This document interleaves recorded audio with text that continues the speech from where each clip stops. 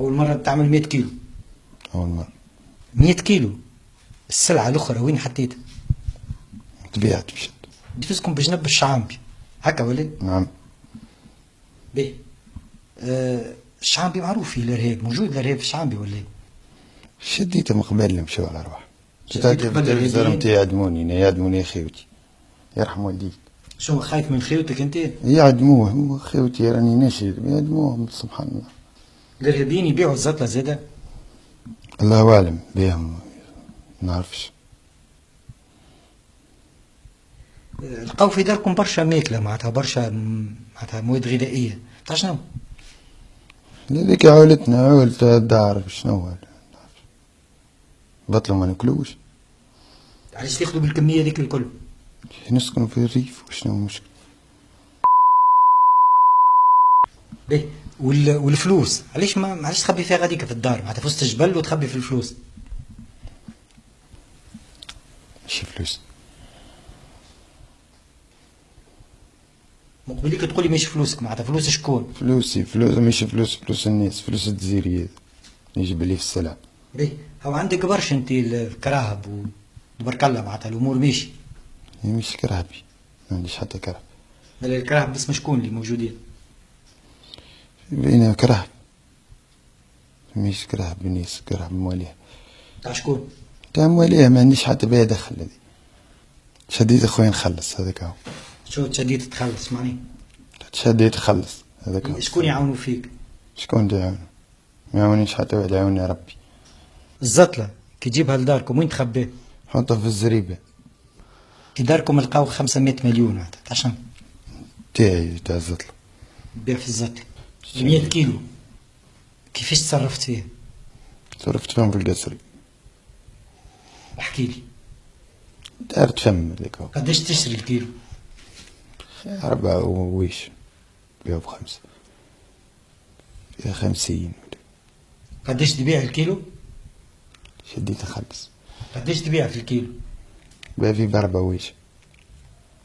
سامحني 4 ويش في 100 كيلو تطلع 400 مليون وانت لقاو عندك 550 مليون. لما شديت اخلص، شديت خلص. هذا سيب كوكايين تندوخر، مش تاعي الكوكايين، نعرفش عليه. لقاوها في داركم تاع شكون؟ والله ما تاعي صدقني. تاع اخواتك؟ مش تاعي، ما نعرفش، الله اعلم. سامحني واحد يجيب تقريبا نص كيلو تاع كوكايين ويحطهم في دار تاع شنو؟ مش داري هنا، شدوني في دار الشيب اللوط في القصري. لا دار بوك شكون يعيش فيها؟ فما شكون يعيش فيها، الناس ماشي جاي هذاك هو. أكثر من 534 ألف دينار من الأموال المحجوزة في منطقة القصرين، إضافة إلى كمية من المخدرات، كمية من مادة الزطلة، إضافة إلى تقريبا 400 غرام من مادة الكوكايين. حسب التصريحات متاع المتهم يقول أنه المخدرات تأتي من الجزائر، يقول دخلت كمية متاع 100 كيلوغرام وقع التصرف فيها وبيعها في القصرين. بالطبيعة أكثر من سؤال يطرح هنا. التفاصيل زاد اللي ما حكيناش فيها أنه الدار نتاعو قريبة برشا على جبل الشعامبي، لقاو فيها أكثر من نصف مليار، إضافة إلى مؤونة، إضافة إلى المخدرات، إضافة إلى الكحول الفاخرة، إضافة إلى سيارات معدة للتهريب. وهو قال كن نهرب في الدخان، يهرب في الفودكا ويهرب في الحديد من الجزائر ويخبي فوسطها في المخدرات.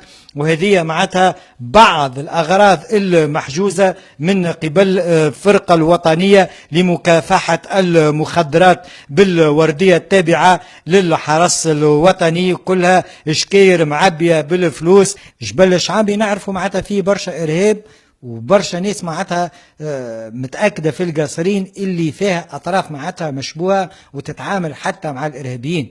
الدار هذه ركزوا معايا فيها نص مليار فلوس حب، فلوس معناتها اسبيس، فيها برشا مؤونة وفيها أيضا سيارات معدة للتهريب من القطر الجزائري نحو القصرين. اللي يجيب 100 كيلو متاع زطلة حسب الاعترافات متاعه شنو ينجم يجيب؟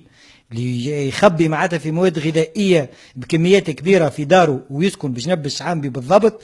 وزاد في الاعترافات نتاعو يقول راني ريت إرهابيين وحكيت معاهم وصارت لي مشاكل معاهم، شنو ينجم يعطيهم في جبل الشعامبي